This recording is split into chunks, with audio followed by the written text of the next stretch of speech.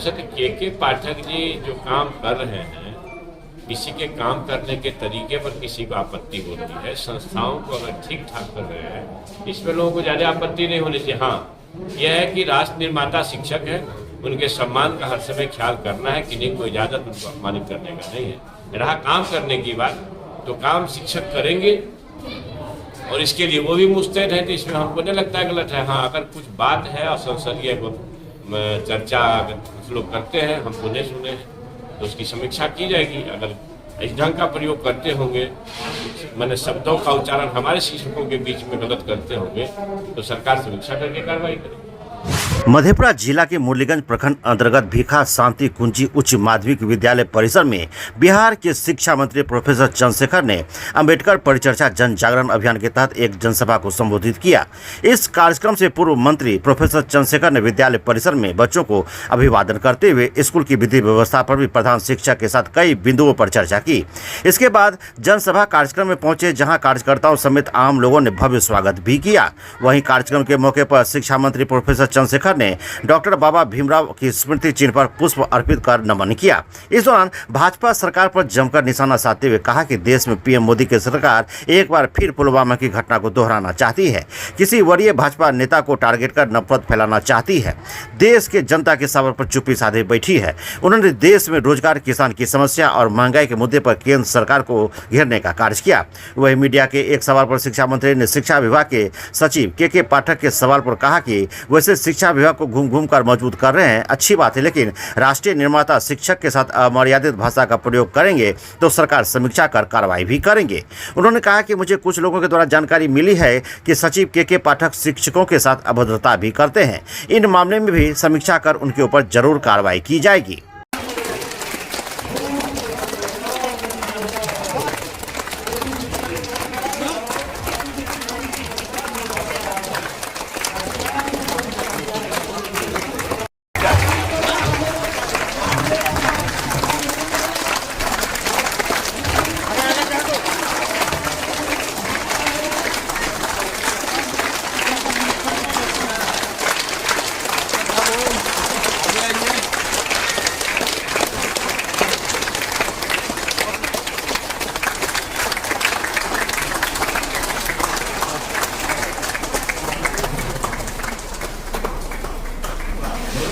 ये गीतापुर और इसके आसपास में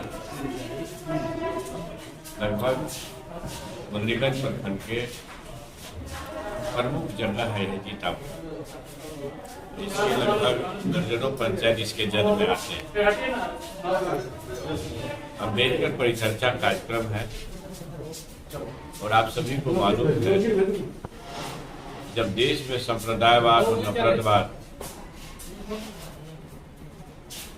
फन फैलाया जा रहा है, सुनियोजित तरीके से षड्यंत्रकारी नफरत फैला करके देश का अमन बिगाड़ना चाहता है, देश के से शांति को छीनना चाहता है,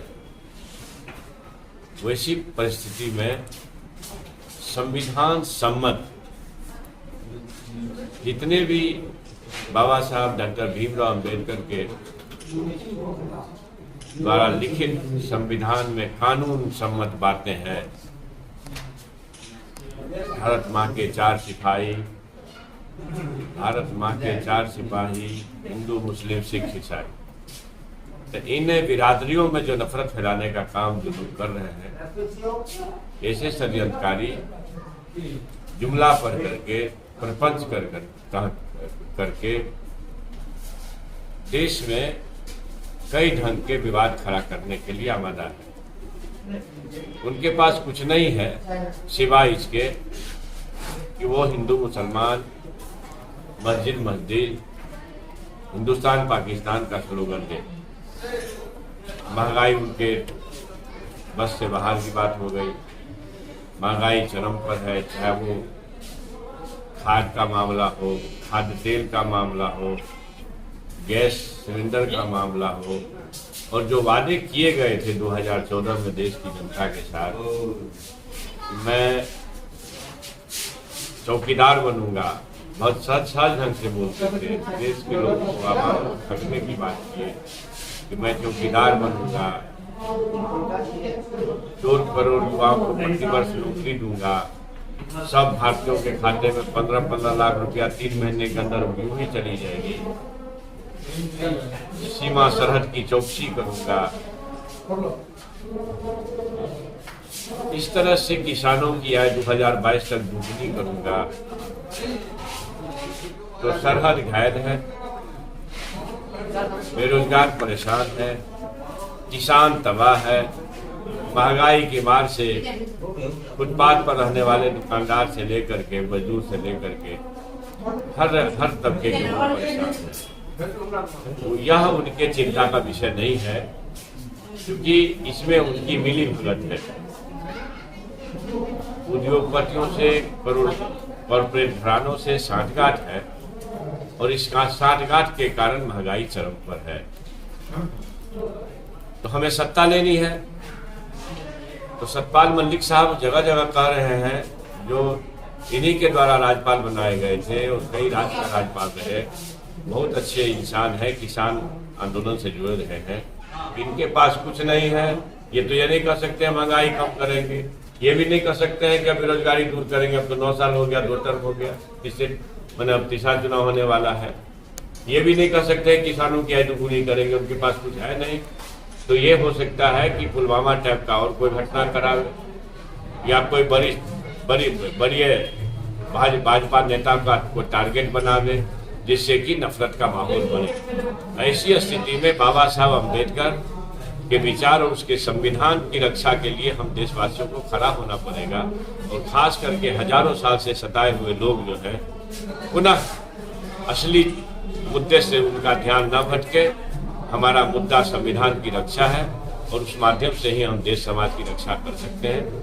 इसलिए संप्रदायवाद को भगाने के लिए, नफरतवाद को भगाने के लिए, सामाजिक न्याय और समाजवाद को स्थापित करने के लिए ये जन चेतना का कार्यक्रम राष्ट्रीय जनता दल, सामाजिक न्याय के योद्धा आदरणीय लालू प्रसाद जी और ये राज्य के माननीय मुख्यमंत्री, बेरोजगारों और युवाओं के लिए हर समय चिंतित तेजस्वी प्रसाद यादव जी के द्वारा यह निर्देशित है। और इस कार्यक्रम को हम लोग रात दिन कर रहे हैं। अररिया से भी 3 दिन करके आए हैं, फिर मधेपुरा में आज भी है, कल भी है, लगातार जारी रहेगा और यह आवश्यक है। कल पीएम मोदी ने कहा कि राजनीतिक परिवार में बढ़ावा दिया जा रहा है, इस पर सवाल किया। दर्जन ऐसे हैं जो बेटा पुतो उनका है पार्टी, वो नहीं सोचता। सवाल है कि हम जिसके अंदर गुण है, क्षमता है, वही काफी। चलिए सर, एक सवाल है। इन दिनों देखा जा रहा है कि अफसरशाही काफी बढ़ गया है, काफी हॉबी है, ब्यूरोक्रेट जो है जनप्रतिनिधियों का कदर नहीं करते हैं। इस दिशा में क्या लगता है आपको?